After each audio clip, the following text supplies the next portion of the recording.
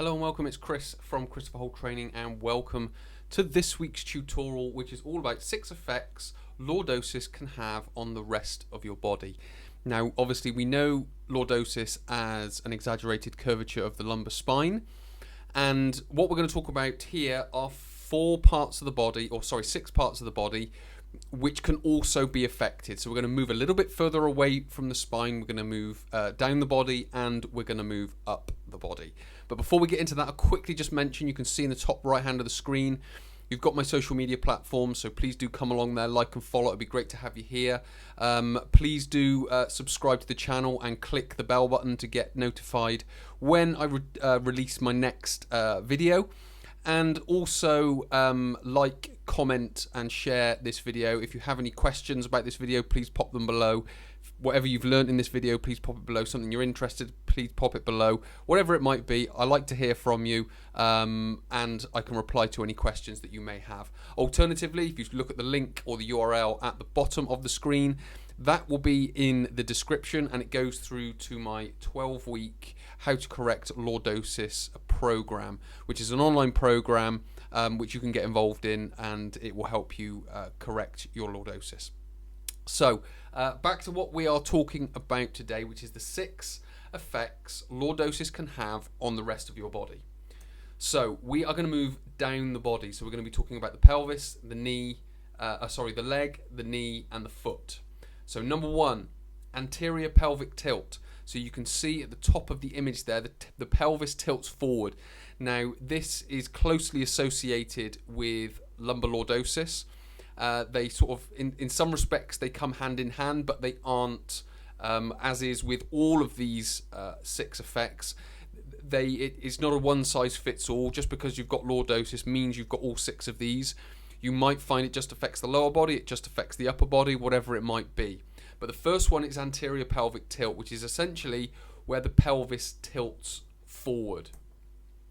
The next one is the thigh internally rotates. So this is starting to affect adductor muscles, hamstring muscles, internally rotating muscles like the TFL and the glute medius, so on and so forth. So it's pulling that knee inwards, which is the third one.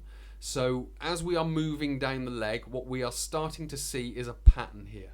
So then when we get to the foot, it's then the arch starts collapsing. So what we want to be focusing on is when, or if we have these effects, is we want to be focusing on the opposite. So when we go into exercise, when we go into everyday life, we want to be focusing on leveling the pelvis, externally rotating the thigh back into its normal position.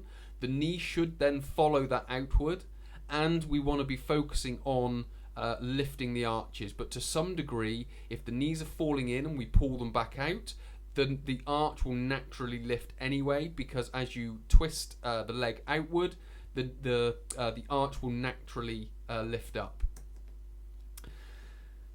Numbers 5 and 6 goes to the upper part of the body. So we are now talking about the upper back and the neck.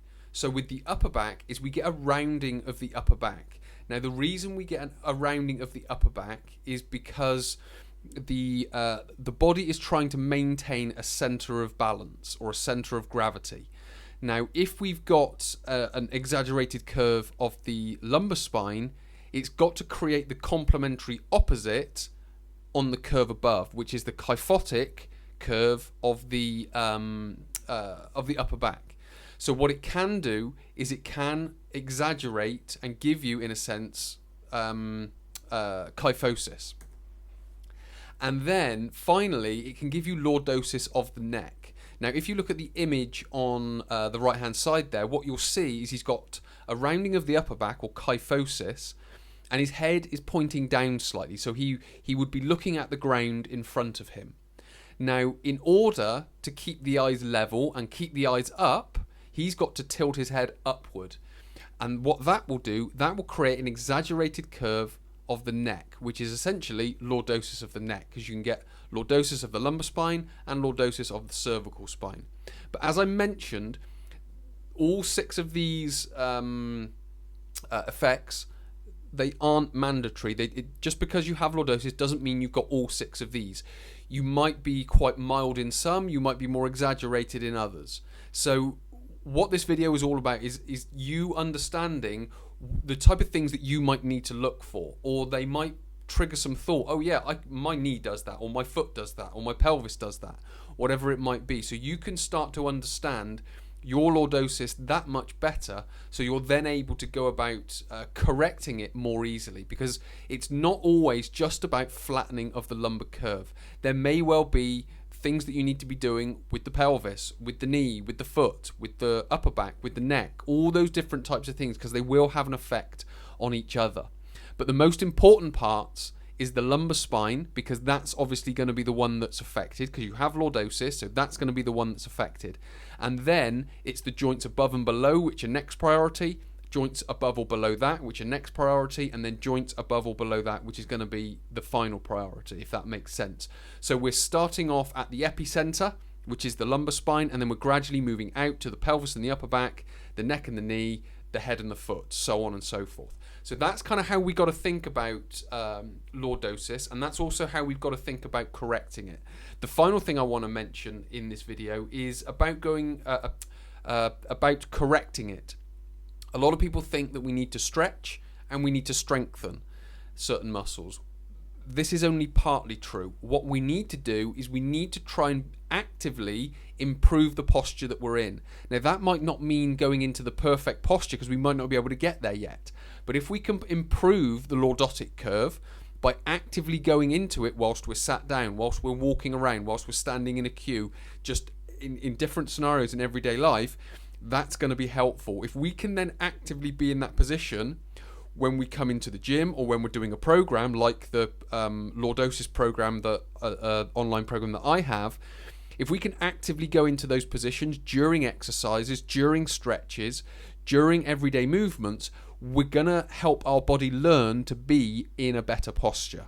So hopefully that gives you a better idea of not only lordosis, but different effects of the body, and also how you can go about correcting it by actively being in an improved posture. So many thanks for watching. My name is Chris. I will speak to you in next week's tutorial.